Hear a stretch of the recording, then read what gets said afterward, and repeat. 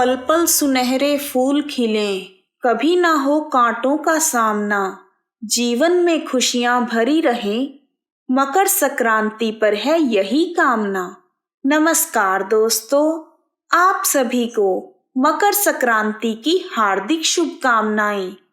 आज मैं आप सभी के समक्ष मकर संक्रांति की प्रचलित कथाएं लेकर आई हूँ। मकर संक्रांति का यह प्रमुख त्योहार किसी न किसी रूप में पूरे भारतवर्ष में मनाया जाता है। इसी पावन दिन सूर्य धनु राशि को छोड़कर मकर राशि में प्रवेश करते हैं। वैसे तो सूर्य सभी राशियों को प्रभावित करते हैं, किंतु कर्क और मकर राशियों में सूर्य भगवान का प्रवेश धार्मिक दृष्टि से अत्यंत फलदायी है। कुछ स्थानों पर इसे उत्तरायण भी कहा जाता है। उत्तरायण को देवताओं का दिन अर्थात सकारात्मकता का प्रतीक माना गया है। इसलिए मकर संक्रांति के दिन जप, तप, दान, स्नान, श्राद्ध तर्पण आदि का विशेष महत्व है।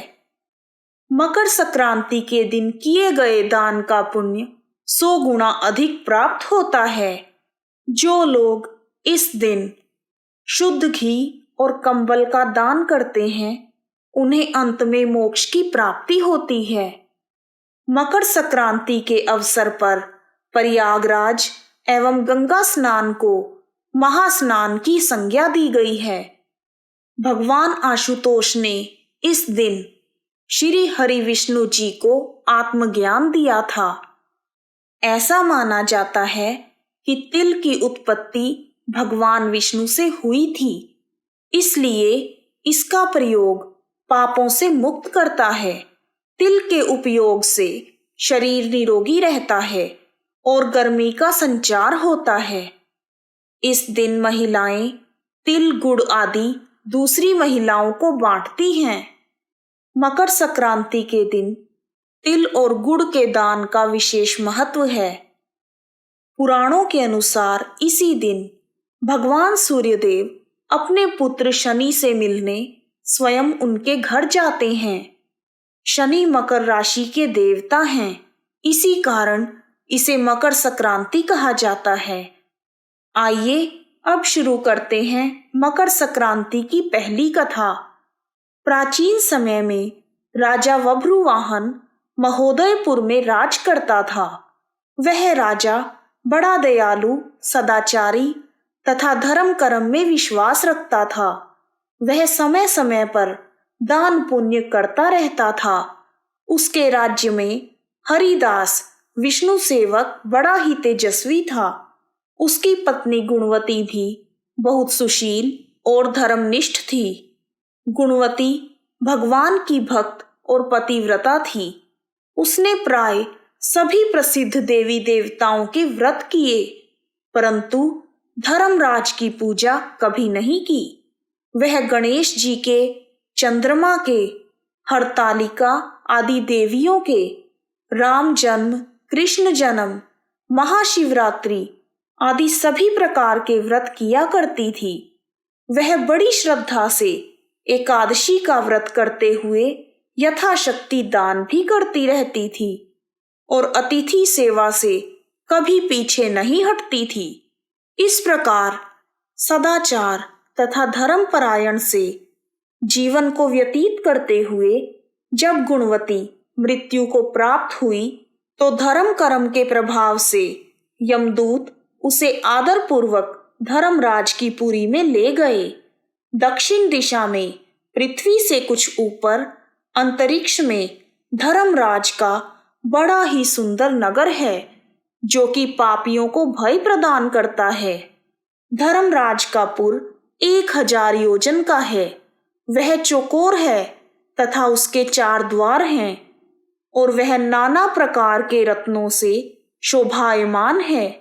स्थान स्थान पर गीत सुनाई दे रहे हैं और बाजे बज रहे हैं। उस नगर के 7 कोट हैं। उसके बीच में महान सुंदर धर्मराज जी का मंदिर है। वह रत्नों से जड़ा हुआ है और सूर्य के समान चमक रहा है। उसके दरवाजे की पीढ़ियां स्फटिक मणि से मढ़ी हुई हैं। हीरों की कड़ियों से आंगन चमक रहा है। उसके बीचों बीच सुंदर सिंहासन पर धर्मराज भगवान विराजमान हैं।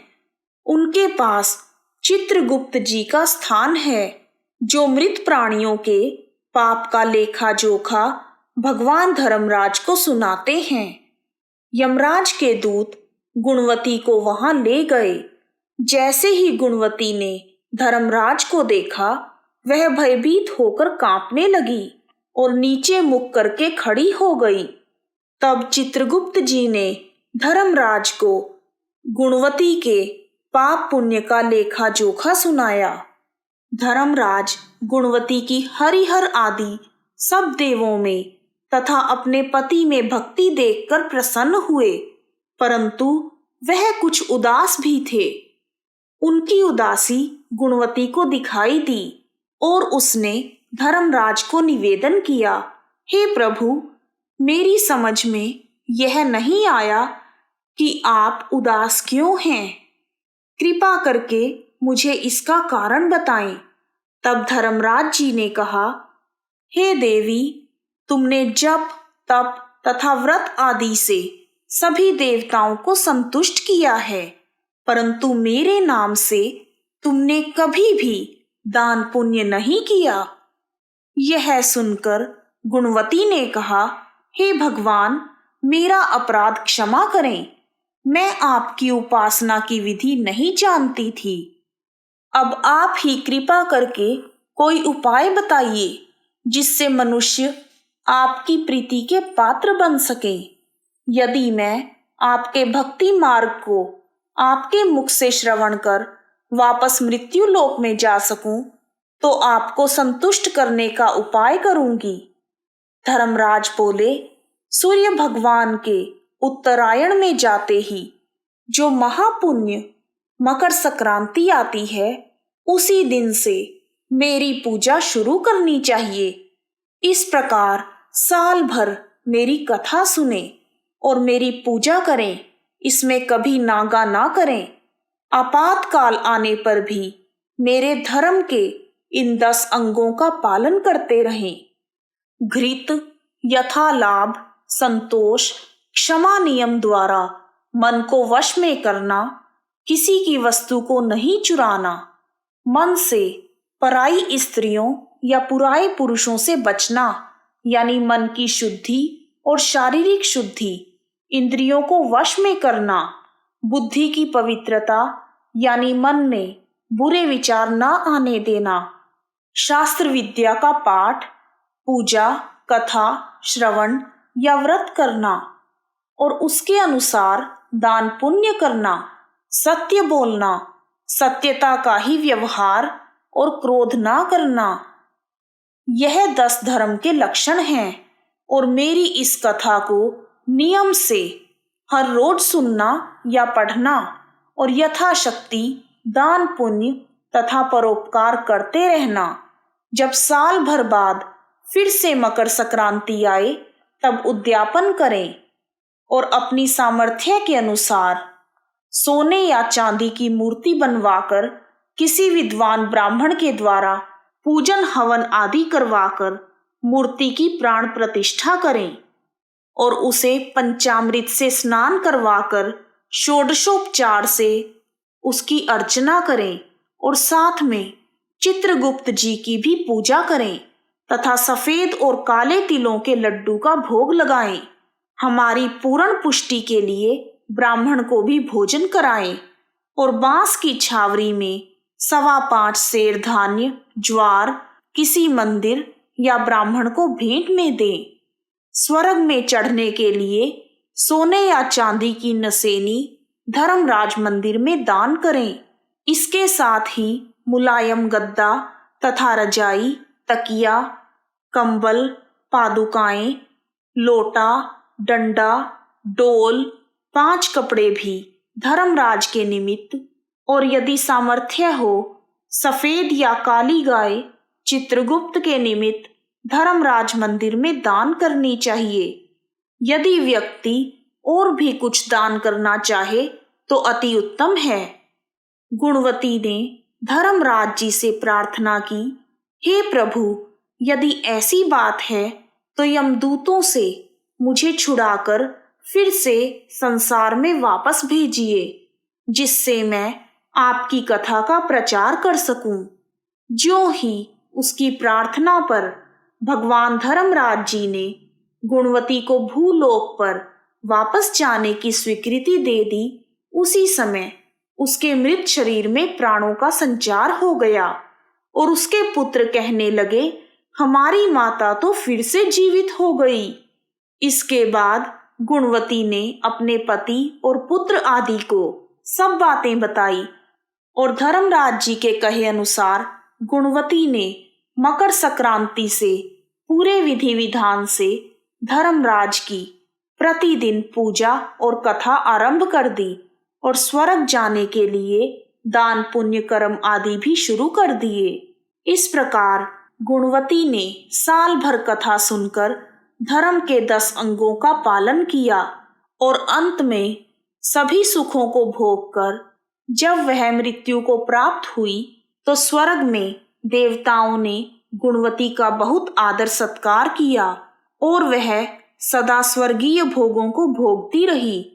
जिस घर में स्त्री या पुरुष धर्मराज भगवान की इस कथा को श्रद्धा से पढ़ते या सुनते हैं, वह सभी प्रकार के दुखों से मुक्त हो जाते हैं और मृत्यु काल में यमदूत जो उन्हें लेने आते हैं वह भी उन्हें आदर पूर्वक ले जाते हैं और धर्मराज भी उन्हें सदा सुखी रखते हैं। इस प्रकार मकर संक्रांति की पहली कथा पूर्ण हुई।